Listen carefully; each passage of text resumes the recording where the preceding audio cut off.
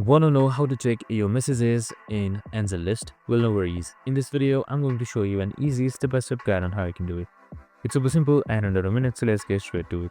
Now, first things first, you can just simply open up angellist.com on your web browser. Just simply head towards venture.angellist.com or angellist.com and make sure you are signed in or signed up as well. So we have also created a video on how to sign in or sign up, so make sure to watch it. Simply open it up and you should be by default on any account that you have chosen, and seeing messages is super simple. On the left side you should be seeing these various options right here, so you can just simply select this in order to click messages, or on the top right side you should also be seeing this hamburger icon right here, so you can just simply select that and select messages. So now you can see your inbox as well, and you can just simply type in your inbox to anyone that you like. You can also sort through your inbox and edit it out as well, and that's it.